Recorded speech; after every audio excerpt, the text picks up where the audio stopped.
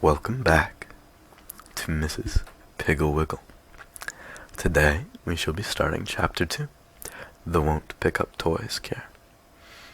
Hubert was a very lucky little boy, whose grandfather always sent him wonderful toys for Christmas. Hubert's mother said that his grandfather sent him these marvelous presents because Hubert was such a dear little boy. His father said that it was to make up for the awful name they had wished on him. Hubert was named for his grandfather. His full name was Hubert Egbert Prentice. Hubert liked the presents his grandfather sent him, but who wouldn't? He had an electric train with track that went 4 times around his bedroom and into the closet, and out again, and had 7 stations and every signal there was, and 2 bridges and a snow shed. He also had a little builder set, so large that he could build regular office buildings, and a great big wagon full of stone blocks made into shapes so that way he could build big stone bridges for his electric train, and stone buildings and even stone barracks for his 1,500 toy soldiers. Hubert also had a circus with every kind of wooden jointed animal and clowns and tightrope walkers and trapeze artists. He had a little typewriter and a real desk and a little radio and 2 automobiles. He had about 100 or more planes and little cars.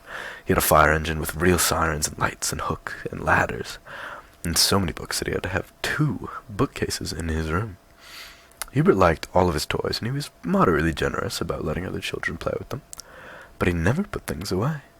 When his mother made his bed, she had to pick her way around in and out and over the electric train and track. She had to take circus performers off the bureau and bedposts.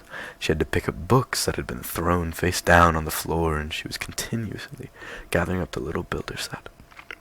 It used to take her about 3 hours to do Hubert's room, and about 1 hour to do the rest of her housework. She would send Hubert up to put his toys away, but all he ever did was stuff them under the bed or into the closet, and in the morning, when his mother cleaned his room, they were for her to pick up. Mrs. Prentice was getting a little bored with this. One rainy Saturday, Hubert invited all of his little friends to play in his room. He had Dickie and Charlie and Billy and Tommy and Bobby. They had got out every single toy that Hubert owned and played with them, and then, just before dinner, they all went home and left for the mass. Hubert's mother didn't know a thing about this until the next morning when she went in to make Hubert's bed. Then she just stood in the doorway and looked. The electric train track went under the bed 5 times, and under the bureau, and under the chairs, and around the desk, and into the closet. All the tracks were bridges and buildings of stone, blocks and whole towns built from the little builder set. On the bed, and under the bed, and on the bureau were the circus tent, the animals, the clowns, the tightrope walkers, and the trapeze artists. The floor was littered with books and little automobiles and airplanes and painting sets and chemical sets and wood-burning sets and crayons and coloring books and the little typewriter and the printing set and teddy bears and balls and jacks and prize key games and jigsaw puzzles and soldiers.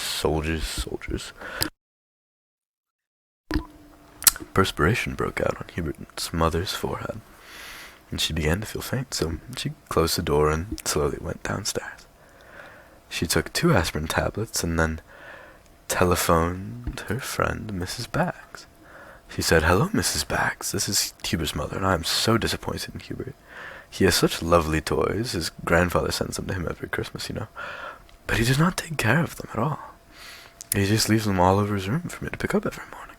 Mrs. Baggs said, "Well, I'm sorry, Mrs. Prentice, but I can't help you, because you see, I think it's too late." "Why, it's only 9:30, said Hubert's mother. "Oh, I mean late in life," said Mrs. Baggs. "You see, we started at Ermintrude picking up her toys when she was 6 months old. A place for everything, and everything in its place. We have always told Ermintrude now she is so neat that she becomes hysterical if she sees a crumb on the floor." "Well, I certainly hope she never sees Hubert's room," said Mrs. Prentice dryly. "She'd probably have a fit." And she hung up the phone. Then she called Mrs. Moorhead. "Good morning, Mrs. Moorhead," she said. "Does Gregory pick up his toys?" "Well, no, he doesn't," said Mrs. Moorhead. "But you know Gregory is rather delicate, and I feel that just playing with his toys tires him out so much that I personally see that all of his friends put the toys away before they go home." "That is a splendid idea," said Hubert's mother, "but I'm trying to shame Hubert, not his playmates." "Well, of course Hubert is very strong and healthy, but Gregory is intelligent," said Mrs. Moohead. Is he? Said Mrs. Prentice crossly, because she resented this inference that her son was all brawn and no brain. Oh dear, squealed Mrs. Moohead. I think Gregory is running a temperature. I must go see him. She hung up the phone. Mrs. Prentice then called Mrs. Grapple. Hello, Marge, she said. How's Susan? Mrs. Grapple said, I've spanked her 7 times since breakfast, and I just heard a crash, so she's probably getting ready for another. How's Hubert? That's just what I called about, said Mrs. Prentice. Can you suggest a way to make Hubert want to pick up his toys? His room's like a toy store after an earthquake. Why don't you call this Mrs. Piggle-Wiggle? I've heard she's perfectly wonderful. All the children in town adore her, and she's a cure for everything. As soon as I spank Susan, I'm going to call her. Hubert's mother said, Thank you very much, Marge. That is just what I'll do. I'd forgotten about Mrs. Piggle-Wiggle, but I just know she can help me. So she called Mrs. Piggle-Wiggle and said, Mrs. Piggle-Wiggle, I hate to bother you, but you seem always to know what to do about children, and I'll confess that I don't know what to do to make Hubert put his toys away.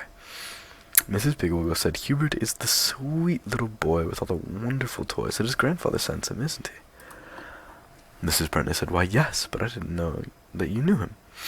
Oh, yes, said Mrs. Piggle-Wiggle. Hubert and I are old friends. In fact, he's building an automobile in my backyard out of orange crates and empty tomato cans. Hubert is a very good carpenter. Hubert's mother thought of the 2 little automobiles with rubber tires, real horns, leather seats big enough for 2 boys, and lights that turned on with a switch that Hubert's grandfather had given him, and she wondered why in the world he would want to build an automobile out of an orange crate and tomato cans. She said, however, So that is where he and Dickie go afternoon. I certainly hope he behaves himself. Oh, he does, said Mrs. Piggle-Wiggle. We are all very fond of Hubert, but this problem of his toys, let me see. Mrs. Piggle-Wiggle was quiet for some time, and then she said, I think the best thing for you to do is use my old-fashioned won't-pick-up-toys cure. Starting now, don't pick up any of Hubert's toys. Don't make his bed. In fact, do not go into his room. When his room becomes so messy he can't get out of it, call me. Mrs. Piggle-Wiggle said goodbye and hung up the phone. Hubert's mother, looking very relieved, went gaily about her housework, baked a chocolate cake for dinner, and did not say a word to Hubert when he came home with 10 little boys, and they all trailed upstairs to play in Hubert's room. The next morning, when Hubert came downstairs for breakfast, his mother noticed that he had a little pan of watercolor paint stuck in his hair, and his shirt had purple ink from the printing set on one shoulder. She said nothing, but tripped upstairs after breakfast and quietly shut the door of his room. The next morning, Hubert's mother had a little trouble shutting the door of his room and noticed that Hubert had circles under his eyes as though he had not slept very well. The next morning, Hubert was very late coming downstairs, and before he opened his door, his mother heard a great clatter and scraping as though he was moving furniture. He had little billiard bolts stuck to his sweater and 2 paint pans in his hair. He was so sleepy he could barely keep his eyes open, and he had a red mark on one cheek. His mother looked at it closely and saw that it was the shape and size of one of the stone blocks. He must have slept with his head on one of the bridges. On the 7th day after Hubert's mother stopped putting away his toys, he did not come down to breakfast at all. About 11 o'clock, his mother became worried and called up Mrs. Piggle-Wiggle. She said, Good morning, Mrs. Piggle-Wiggle. This is the 7th day of the old-fashioned won't-pick-up-toys cure, and I am worried. Hubert has not come downstairs at all this morning. Mrs. Piggle-Wiggle said, Let me see, the 7th day. It usually takes 10 days, but Hubert has so many toys he would naturally be quicker. Quicker at what? asked Hubert's mother anxiously. Quicker getting trapped in his room, said Mrs. Piggle-Wiggle. You see, the reason Hubert hasn't come down is that he cannot get out of his room. Have you noticed anything different about him recently? Well, said Hubert's mother, he looks as though he hasn't been sleeping well, and on the 4th morning he had a red blotch on his cheek, just the shape of one of his stone blocks. Said Mrs. Piggle-Wiggle, he probably can't get out of his bed, and is sleeping with his head on a block for a pillow. Well, what will I do? Asked Hubert's mother. How will I feed him? Wait until he calls for food, then tell him to open the window, and you could put a piece of rather dry bread and peanut butter on a garden rake. You will have him drink out of the hose, tie it to the rake, and poke it up to him. When Hubert's mother hung up the telephone, she heard a muffled shout from the direction of Hubert's room. She hurried upstairs and listened at the door. Hubert was shouting, Mother, I'm hungry. His mother said, Go over and open the window, dear. I will send something up to you on the rake. Mrs. Prentice took the crusty piece of a very old loaf of bread, spread some peanut butter on it, and took it around to the side of the window. Pretty soon, Hubert's window was raised about 1.5 feet, and the arm appeared. His mother stuck the bread on the tines of the rake and poked it up the window. The hand groped around for a while and found the bread and jerked it off. The window banged shut. That night, when Hubert's father came home, his mother told him all about Mrs. Piggle-Wiggle's treatment. Hubert's father said, "Mrs. Piggle-Wiggle sounds all right, but none of this would have happened if his grandfather hadn't given him so many toys. When I was a boy, all I needed for a good time was a little piece of string and a stick." "Why," Mrs. Prentice said, "not that old stick and string routine again, John. Anyways, now that Hubert has the toy the picture has changed." Mrs. Prentice hid his face behind the evening paper and said, "Something smells delicious. Is it Irish stew, I hope?" "Yes, dear," said Hubert's mother, worrying about how she was going to serve Irish stew to Hubert on a rake. She finally put a potato on one prong, a carrot on the other, an onion on the other, and a piece of meat on the last three. The window was open only about 3 inches, but the hand grabbed the food. After dinner, Hubert's father tied the hose to the rake and held it up, while Hubert put his mouth to the window opening and tried to get a drink of water. It was not very successful, but he managed to get a few drops. Mrs. Prentice was worried. The next morning she knocked on Hubert's door and said, "Hubert, what are you doing in there?" Hubert said, "I've got a bear pen made out of bureau drawers, and my bed's the mother bear's house, and my train runs under my bed 13 times now." "Hubert, dear, don't you think you should try and come out soon?" asked his mother. Hubert said, "I don't want to come out. I like it in here. All my toys are out, and I can play with them any old time I wanna. This is fun." His mother went down and called Mrs. Piggle-Wiggle. Mrs. Piggle-Wiggle said, "Oh, but he still will want to come out. Wait and see." That afternoon, around 2 o'clock, there was music on the street, and children's voices laughing and calling, and pretty soon, right past Hubert's house, marched Mrs. Piggle-Wiggle, and all the children right behind them came a circus parade. Hubert managed, by putting one foot in the bureau drawer and the other in a freight car of his train, to get up to the window and look out. He waved to Mrs. Piggle-Wiggle, and she called, "Hurry, hurry, Hubert. We're going to march all the way over town, and then we are going to go to the circus." Hubert quickly turned around with the idea of getting to the door and joining the fun. But the freight car went scooting under the bed, and the bureau drawer tipped over and hit him smartly in the shins. Hubert began to cry and to try to kick his way to the door, but everything he kicked seemed to hit back. He was kicking a building, and a big block fell on his toe. He kicked a little builder's office building, and it fell over and clouded him on the back of the head. He kicked a book, and it hit a lamp, which fell and knocked a heavy wooden elephant off the bedpost onto Hubert's shoulder.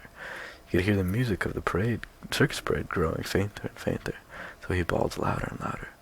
But then he heard a tapping at the window. He crawled over and reached out. It was a rake with a note on it. He took the note and opened it and said, "The only way you get out of that trap is to put everything away where it belongs. If you hurry, we will wait for you. Your friend, Mrs. Piggle-Wiggle." And that brings us to our time today. We'll finish this another day. Until then, bye-bye.